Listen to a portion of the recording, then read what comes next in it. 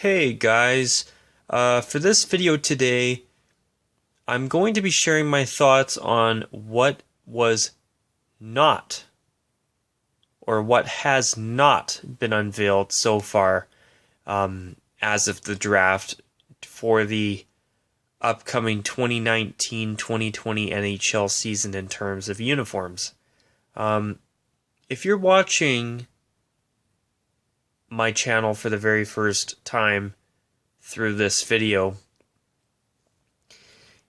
from my very first channel that I ever made for this channel, and what was an annual tradition up until last year, was what I did for my very first video ever, and what I've done for every year since, except for last year. I've always done a video about what has been unveiled so far, and I've shared my thoughts on the new uniforms unveiled on draft day. Because draft day in the NHL for a very, very long time, all the way throughout the Reebok Edge years, has been about not only about the drafting of new up-and-coming players to join NHL teams and to make the NHL as a whole, but the purpose of the draft or not the purpose, but something that a lot of people, and myself included, have also enjoyed about the NHL draft every year is the opportunity to see teams unveil new jerseys.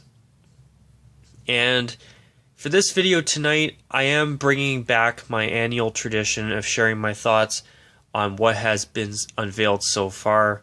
And I always do this video right around the NHL draft, usually within a week or two after the NHL draft day. But for the first time since, as Aesthetics said in his updated post today, since I can remember, and I'm quoting Aesthetics when I say this, but I also would say the same thing, but for the first time since a very long time ago, the NHL draft came and went without unveiling a single new jersey. Not one. However, even though this jersey was already unveiled a day after the St. Louis Blues won their very first Stanley Cup in franchise history, which, by the way, I want to congratulate you Blues fans out there, because I'm very happy for you guys that your team has finally won the Stanley Cup after being in the National Hockey League for over 50 years. I'm very happy for you guys.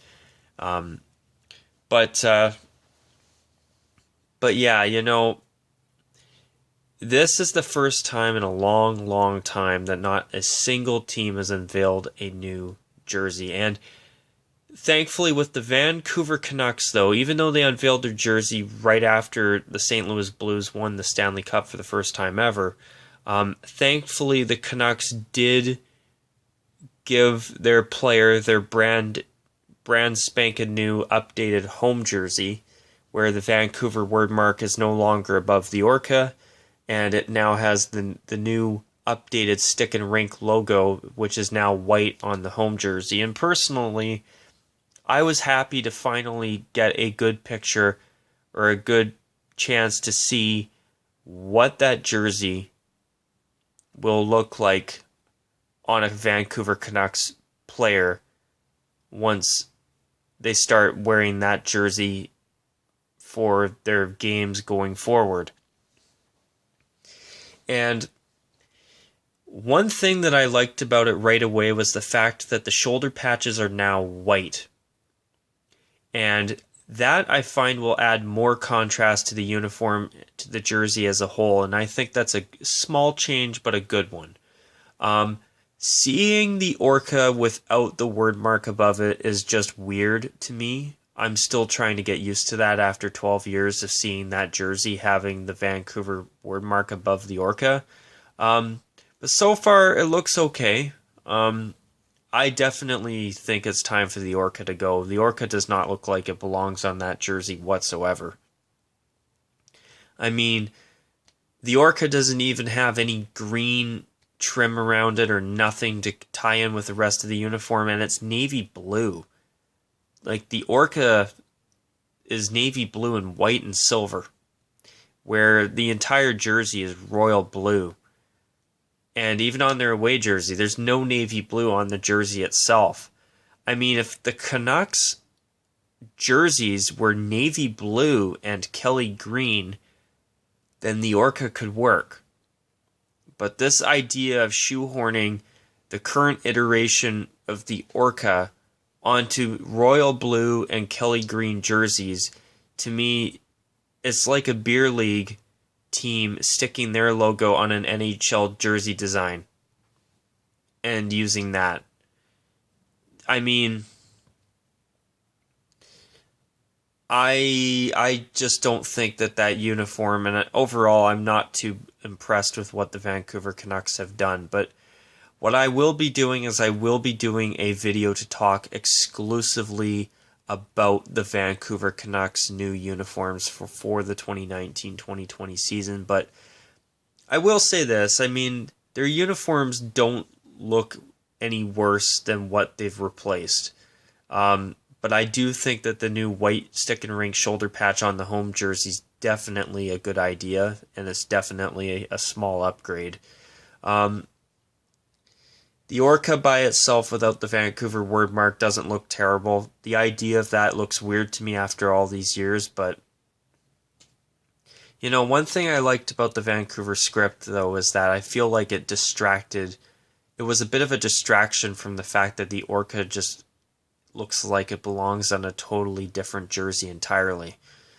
And you know, I gotta say, I'm disappointed with what the Canucks have done. I really wanted to see the Canucks try something new and either go back to the stick and rink or come up with something new with Johnny Canuck. And you know what? At this point, I'd rather the Canucks just go back to the stick and rink, the skate jerseys from the early to mid 1990s when they went to the Stanley Cup in '94 over what they've got right now, because at least those uniforms, at least the logo looks like it belongs on the jerseys. And you know what? I've always felt that the 90s skate jerseys that the Canucks had, even though the logo is definitely busy and a little bit crazy, and I do agree with people, it's kind of like a bowl of spaghetti in a way. I will say this, it's always been a cool looking logo to me, and I would rather see the Canucks wearing those uniforms than what they're wearing right now for their home and away jerseys, to be honest. I'm disappointed overall with what the Canucks have done. And, you know, and something else that really disappointed me too is the fact that their third jersey wasn't actually something truly brand spanking new. I mean, I actually really want to see the Canucks finally give us a Johnny Canuck third jersey. Something different that we can finally, just so we can finally have a chance to see the Vancouver Canucks finally get a jersey with Johnny Canuck on the front. And not only that, I honestly really wanted to even see a Kelly Green alternate for Vancouver. I'm disappointed with the Canucks also for that, because I do believe that it would be really cool to see them bring out a Kelly Green jersey, which is something they've never done. And I've felt that would be pretty cool. But folks, if you're wondering why I'm really focusing on the Canucks, well, really, they're the only team that showed us a new jersey that will be worn starting next season at this draft this year in Vancouver. Like, I understand there's rounds 2 through 7 that will take place tomorrow. Yeah, I mean, I know they will take place tomorrow, but anyways, the thing is that after all 31 of the NHL's franchises made their draft selections in round 1 this year, not a single team unveiled a new uniform, except for the Canucks, which, although they've already unveiled their updated home and away jerseys and their new third and the 94 throwback, now Adidatified because it's now on the Addy Zero uniform template. Besides the Vancouver Canucks, we did not see any other team unveil any type of new design. And one of the biggest disappointments for me was the fact that the Chicago Blackhawks did not even bother to show us the updated uniforms with the updated Addy Zero collar. And I'm disappointed by this because all Chicago is changing on their jersey is the Addy Zero collar design. Instead of it looking like a toilet seat, it's now going to look half finished. Where the front of the red jersey is going to be just a plain red, just strictly red on the front for the collar, and it's going to be all white on the front of the away jersey collar with just a little bit of black piping to the white collar insert, and that's it. But yeah, no, I mean, the fact that Chicago didn't even bother to hand the third overall pick an updated Blackhawks jersey to me was really disappointing. And as for the Buffalo Sabres, I can understand them not wanting to unveil their 50th anniversary uniform right away. With Buffalo, though, I gotta admit, I'm really pissed off that they are going for an all-white uniform, according to the rumor mill, but there is something that I'm going to add to my rumors video that I did yesterday, and it's that not only are the Sabres considering or planning on an all-white uniform to celebrate their 50th anniversary instead of a beautiful royal blue and gold throwback, which that's what they should do, and they won't be by the sounds of it because they just want to do something that we're going to look at in 2 or 3 years from now and say, wow, what the hell were they thinking? But I hear that the Buffalo Sabres 50th anniversary jersey is not going to have yellow on it. Instead, it's going to have a metallic-y Vegas gold type of color. To me, it's like, meh, whatever. I mean, to me, whether they do that or not, the fact that they're not doing the throwback for their 50th anniversary, to me, they've already crapped the bed, in my opinion. I mean, in the Anaheim Ducks' defense, at least 5 years ago, they did wear a Mighty Ducks throwback jersey for one game against the Ottawa Senators. I mean, at least the Ducks have worn a throwback jersey for a major anniversary. I mean, I still don't understand why they could not have brought the original eggplant-colored Mighty Ducks jersey back for one game this past season, on top of their 25th anniversary jersey. I mean, why did they not do that? Everybody and their dog would have loved it, and you know what? That jersey would have sold. If they wore that Mighty Ducks throwback in an Addy Zero jersey cut, that jersey would have sold quite a bit. Especially if they brought back the original white Mighty Ducks jersey. If they would have done that and had it in the Addy Zero cut, that jersey would have sold like crazy. I'm telling you. They should have done that for even just one game. And the fact that they didn't is just a huge mistake. And the Buffalo Sabres are about to do the same thing. I mean, they're going to unveil this hideous uniform, and I guess the Buffalo Sabres are now the NHL team that creates ugly uniforms, which, yeah, that's a designation that I don't think anybody should be proud of, but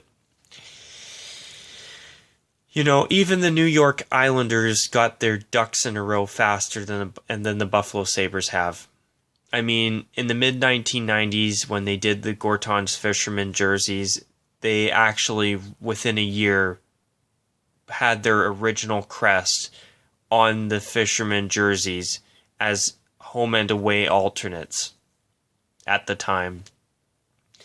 And within And then a season later, the Gorton's Fisherman look was just, the Gorton's Fisherman logo was retired. And then within a year or two, the Islanders went to a navy blue version of their uniforms that they wore in the 1980s, basically. And, you know, they got that fixed within a few years.